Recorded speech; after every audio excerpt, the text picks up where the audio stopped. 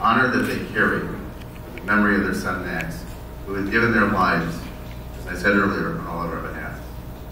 His life will go on, and significantly, in the memory that we all have for what he has done, and what we have seen, and what his parents have shared with us. And Ellie and I would now like to ask to have Evie and Stuart come forward, and they will each say a few words to all of us, and I'm sure we will all walk away with significance and remember for the rest of our lives. Evie and Stuart.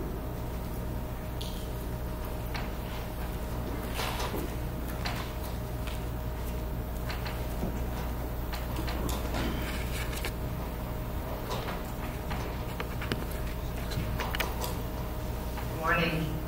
Wish me luck.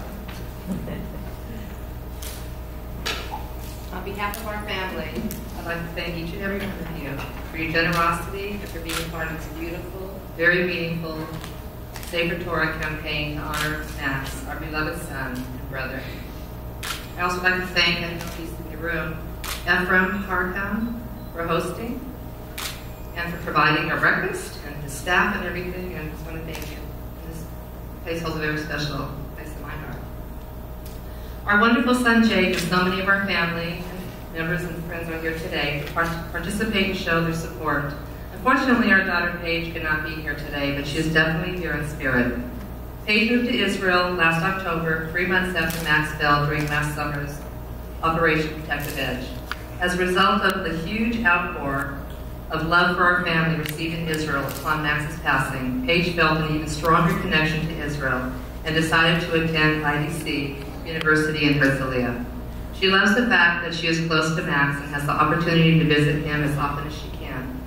There are times that I am a bit envious of Paige and wish Max was here in Los Angeles where I was there. But Max is where he belongs, with the state of Israel and its wonderful, incredible people. On Saturday evening, August 6, 2005, our sons, Max and Jake, each became a bar mitzvah at this very hotel. On the patio right outside this room, there were nearly 200 of our family and friends sharing our simcha as our boys read their Torah portions. Many of you are here today. It was by far the fourth happiest day of my life following the birth of each of our children.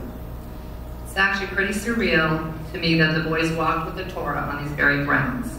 Then we danced and celebrated in this room. Today we're here for the special letter writing ceremony, moving ever closer to the completion of this memorial Sefer Torah being written in honor of our beloved Max. So now you can understand why we selected the Lux Hotel. It is the perfect venue, as this was the exact location where Max carried the Torah nearly 10 years ago. This Sefer Torah will continue on a journey, and we will follow. Max's yard site will be held on July 9th at Mount Herzl. Then on the 12th of July, we will have the honor of bringing the Torah with us to President Reuben Rivlin's residence in Jerusalem, where the President and Mrs. Rivlin will sign a letter in the Sefer Torah with our very own sofer, Ron Sager. And finally, later that day, the Torah will be completed amongst our friends, family, and the Golani soldiers that Max loved and cared so deeply for.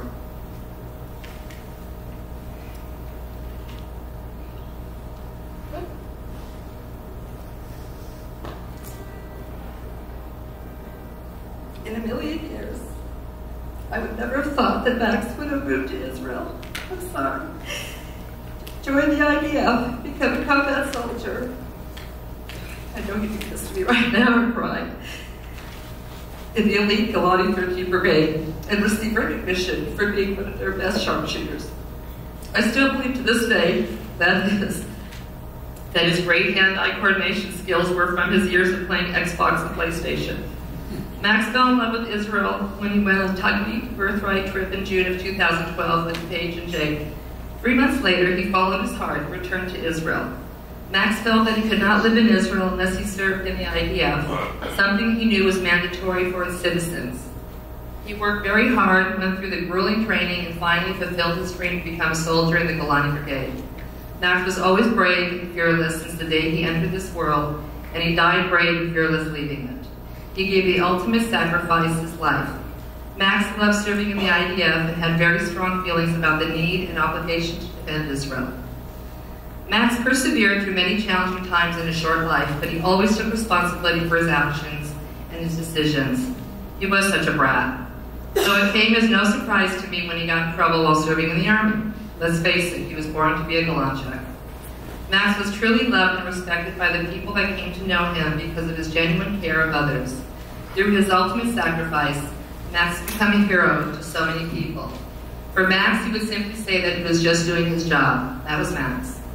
It is still hard for me to grasp the reality that Max is no longer with us in body, and that I will never be able to hug him, kiss him again.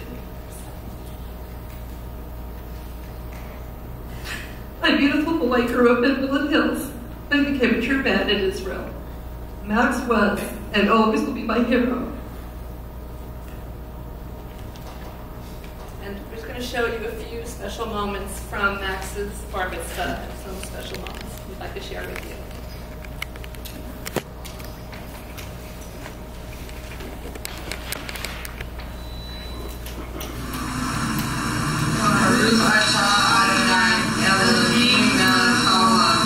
Asher Tishai, Mitzvot, Vitzikanu, Lehishatek, Batzitzi.